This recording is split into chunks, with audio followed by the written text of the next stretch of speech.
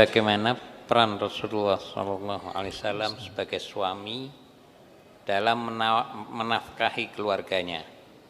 Apakah nafkah tersebut berasal dari harta ghanimah saja, atau Rasulullah SAW juga mencari ma'isyah dengan berdagang atau yang lainnya? Jazakumullah khairan. Baik, ya ini banyak ditanyakan. Apakah Rasul setelah menjadi Rasul itu sumber mata pencaharian beliau apa? Sebelum beliau jadi Nabi, beliau berdagang. Apalagi ketika sudah menikah dengan Khadijah, maka kan modal Khadijah itu besar sekali. Ini pengusaha yang sukses. Tapi setelah beliau menjadi Nabi, sudah nggak bisa lagi dagang, Pak. Sudah nggak bisa lagi dagang. Jadi Rasul itu sudah tidak dagang ketika beliau jadi Nabi. Nah, nggak bisa, karena sudah, kok jangankan sampai dagang, Pak. Itu baru terima wahyu pertama itu, Rasul datang begitu yakin bahwa itu wahyu. Nabi berkata kepada, begitu turun perintah untuk berdakwah, ya ayyuhal muddatsir qum fa'andzir, bangun, berdiri, berikan peringatan. Saat itu nanti Nabi mengatakan kepada Khadijah radhiyallahu anha, kata Nabi, laqad madha ahdun naum, sudah habis waktu tidur saya. Dengan perintah seperti ini nih, sudah nggak ada lagi waktu saya untuk tidur. Jadi udah nggak sempat ngurusi pasar, Pak. Untuk jualan apanya sudah nggak sempat. Karenanya Nabi itu makanya gitu, kadang-kadang ya kalau tidak ada makanan ya puasa betulan. Nah, Nabi itu orang yang tidak mungkin menampakkan ketidakmampuannya, kemiskinannya, itu nggak ada, Pak. Kalau nggak ada, betul nggak makan, sudah. Adanya cuma air sama kurma 2 bulan berturut-turut. 2 bulan berturut-turut di rumah istri si Nabi. Sudah kejadian. 3 kali hilal, itu artinya 2 bulan.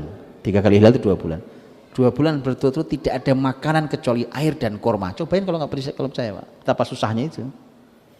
Tapi itu kenyataannya. Sehingga dari mana sumbernya? Gitu ya. Dari mana sumbernya? Ada beberapa sumber. Sumber pertama adalah hadiah dari para sahabatnya. Nabi tidak menerima sedekah karena Nabi tidak boleh makan harta sedekah, tapi Nabi menerima hadiah.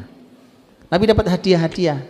Kadang-kadang datang pengusaha seperti Dihya bin Khalifah Al-Kalbi.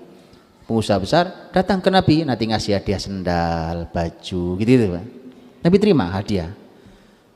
Karena itu sebagai sambung persaudaraan. Kemudian sahabat kaya raya Sa'ad bin Ubadah radhiyallahu anhu, ini pemimpin masyarakat Khazraj. Pemimpin besar ini kaya raya dan itu bisa setiap hari dia ngundang puluhan orang untuk makan di tempat dia itu, tiap hari bisa, Bang. Jadi kalau hari ini alhamdulillah mulai muncul gerakan ngasih makan gratis ya, di mana-mana. Itu Sa'ad bin Ubadah dari dulu begitu. Waktu masih sulit makanan di awal-awal Madinah, kalau sudah habis sholat isya begini, Nabi lihat mulai pada kelaparan tapi nggak ada yang bisa dimakan. Nabi umumkan, kata Nabi, siapa di antara kalian yang punya sisa makanan untuk 1 orang, bawa saudaranya 1. Yang cukup untuk 2 makan, bawa 2 orang, dan seterusnya. Pokoknya masih ada sisa makan, tolong dibawa saudaranya. Ada yang bawa 1 orang, bawa 2 orang, bawa 3 orang. Sa'ad bin Ubadah bawa 80 orang. Orang kaya raya, Pak. Antum mau saya kasih doanya Sa'ad bin Ubadah? Doanya nekat ini. Saya kasih, tapi kalau antum berdoa, antum tanggung jawab di hadapan Allah sendiri masing-masing ya. Ini agak ngancam sedikit doanya, karena doanya ini luar biasa, antum pasti senang banget doanya. Ya, cuma tanggung jawabnya nggak mudah, karena Sa'ad bin Ubadah itu kayak gitu model orangnya. Sa'ad bin Ubadah doanya begini, Pak. Doanya adalah kata beliau, ya Allah, saya ini adalah orang yang tidak cocok dengan hal yang sedikit.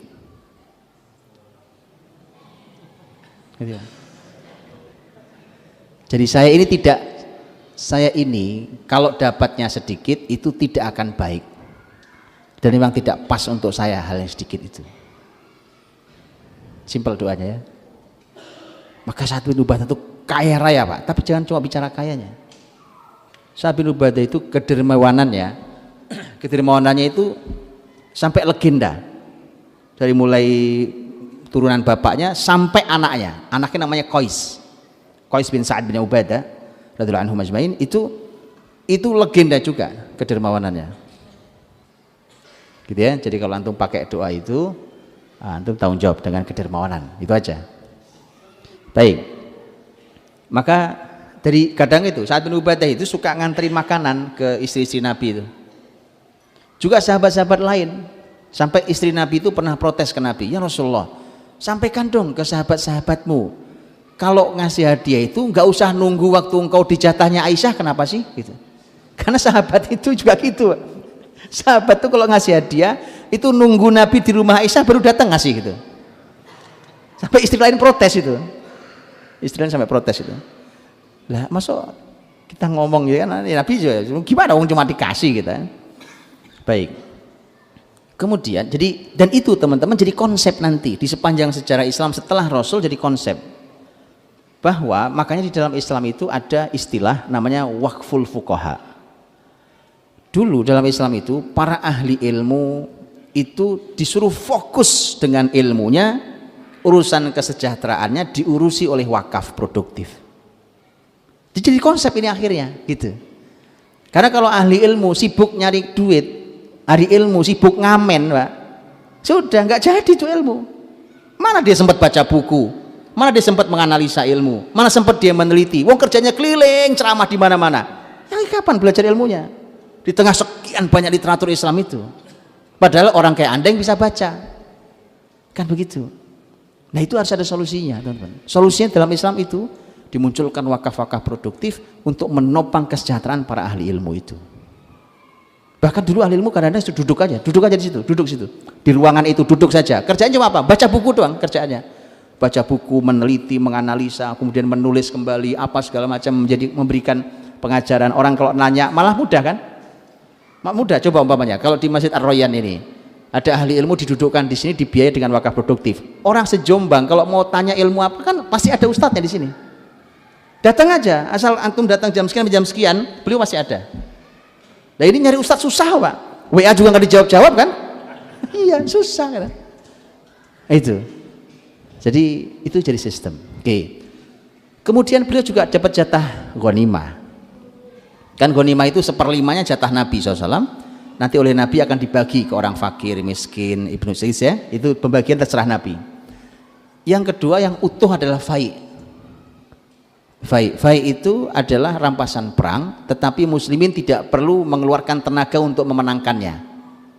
Kalau ghanimah itu muslimin perlu betul-betul bertenaga untuk perang betul, tapi kalau fai' tidak, musuhnya datang nggak lama nyerah gitu, nggak perlu tenaga. Maka ketika mereka nyerah, harta yang diambil oleh muslimin dari rampasan perang itu namanya fai', dan itu seutuhnya terserah Nabi mau diapakan oleh Nabi. Gitu ya, itu sumber-sumber dari ma'isyah Nabi Rasulullah SAW.